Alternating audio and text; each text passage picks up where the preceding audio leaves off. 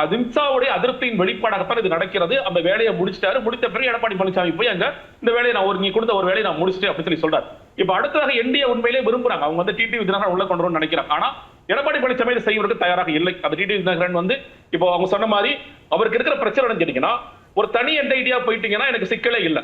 அமமுக தனி என்ஐடி. அவர் வந்து சும்மா வார்த்தைக்கு சொல்வார் அதிமுக மீட்டெடுக்க போற நீங்க இந்த கருத்தை சொல்ல ஆரம்பித்ததுல இருந்து என்ன விஷயம் புரியுது அப்படின்னா, அமித்ஷா சொல்வதை இபிஎஸ் செய்யறார் அப்படின்ற அந்த கருத்தோட்டத்துல நீங்க சொல்றீங்க. ஆனா அப்புறம் ஏன் டிடிவி விஷயத்துல மட்டும் அவர் கேட்க மாட்டாருன்னு சொல்றீங்க? அப்ப ரெண்டு முரணா இருக்கு. இல்ல கேட்க மாட்டார்ல, கேட்பார். நான் சொல்றேன் இல்லையா, நீங்க அவருக்கு இருக்கிற ஒரு சங்கடம், தர்ம சங்கடம் என்ன கேட்டீங்கன்னா, இன்னைக்கு வந்து தினகரன் நான் பேச்சுவார்த்தையை மேற்கொள்ள மாட்டேன், எனக்கும் தினகரனுக்கும் ஆகாது.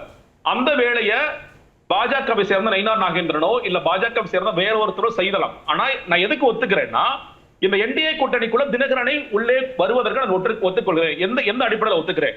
அவர் ஒரு தனி என்டைட்டி, அமமுக தனி என்டைட்டி. அது அதிமுகவை மீட்க போறேன்னு தினகரன் சொன்னால் கூட அதிமுக மீட்கிறதுக்கான வாய்ப்பு எல்லாம் இல்ல, அது உரிமை கூறதுக்கான வாய்ப்பு இல்ல, அது லீகலாவும் சரி லாஜிக்கலாவுமே இல்ல. அப்ப எனக்கு இன்னொரு படி சொல்றேன், ஓபிஎஸ் அவர்களுமே இப்ப தனியான கட்சி ஆரம்பிச்சிட்டேன், ஏதோ ஒரு பேர் அம்மா உரிமை மீட்பு கட்சி அப்படின்னு ஒரு கட்சி ஆரம்பிச்சிட்டாருன்னா எடப்பாடி பழனிசாமி அவரையும் ஏற்றுக்கொள்வார். அவர் என்ன பிரச்சனை? ஓபிஎஸ் வந்து பழையபடி எனக்கு துணை பொதுச்சாளர் பொறுப்பு கொடுங்க, பொதுச்சாளர் பொறுப்பு கொடுங்க, இணை பொதுச்சாளர் பொறுப்பு கொடுங்க, நான் இந்த மாதிரி கிளைம் வைக்கிறார். அது எனக்கு செட் ஆகாது.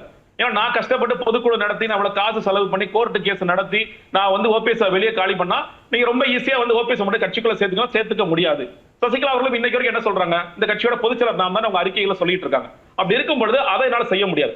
எல்லோருமே தனித்தனி என்டைட்டியா நாங்க அவங்களே ஒரு கட்சியை ரெஜிஸ்டர் பண்ணி அந்த கட்சிக்கான தலைவர் இவங்க தான் அப்படின்ட்டு ஓபிஎஸ் அவர்களோ சசிகலா அவர்களோ சொல்லிட்டாங்கன்னா எனக்கு எந்த சிக்கலும் இல்லை. அவர்களை உள்ள எனக்கு சேர்க்கிறதுல ஒரு கூட்டணி கட்சியாக, நல்லா தெரிஞ்சுங்க, ஒரு கூட்டணி கட்சியாக சேர்த்துக் கொள்வதில் எனக்கு எந்த சிக்கலும் இல்லை. ஆனால் நீங்க டைரக்டா நான் வந்த அதிமுக தான் வருவேன் அப்படின்னு கிளைம் வச்சீங்கன்னா அதுல எனக்கு உடன்பாடு இல்லை. அதனாலதான் இன்னைக்கு என்ன சொல்றாரு, ஓபிஎஸ் அவர்களையும் சசிகலா அவர்களையும் என்னால் சேர்த்துக் கொள்ள முடியாது, தினகரனை சேர்த்துக்கலாம். எந்த அடிப்படையிலனா அமமுக தனி என்டைட்டி. ஆனா அந்த வேலையை ஒருவேளை நம்ம சொல்றோம் இல்லையா, ஓபிஎஸ் அவர்களே தனியார் கட்சி ஆரம்பிச்சாருன்னா அந்த பேச்சுவார்த்தையும் எடப்பாடியோ எடப்பாடி சேர்ந்தவர்களோ மேற்கொள்ள மாட்டார்கள். அதை என்டிஏ தான் மேற்கொள்ளணும். இன்னும் சொல்ல போனா இப்போ என்டிஏ ஒட்டுமொத்தமாக இந்தியாவில் இருக்கிற பாஜக வந்து யாரு வந்து தினகரனுக்கு சீட் ஷேர் பண்ண போறோம்னா பாஜக. நாங்கள் ஒரு 50-56 சீட் எங்களுக்கு கொடுத்துருங்க, நாங்க எங்க இதுல இருந்து நாங்க தினகரனுக்கு கொடுத்துறோம், நாங்க ஓபிஎஸ்க்கு கொடுத்துறோம், இல்ல வேற யாருக்காவது நாங்க கொடுக்கணும் நாங்க கொடுத்துறோம். அதிமுகவிற்கும் பாஜகவிற்கும் கூட்டணி, பாஜக இந்த என்டிஏல இருக்க மற்ற பிளேயர்ஸ்க்கு நாங்க சீட் ஷேர் பண்ணிக்கிறோம் அப்படிங்கிற மாதிரி தான் முடியும். ஒரே மேடையில் எடப்பாடி பழனிசாமியும் இல்ல தினகரனும் உட்கார்வார்களா? அது கூட சந்தேகம் தான். அதெல்லாம் நிறைய கேள்விக்குறிய இருக்கிற விஷயம் தான்.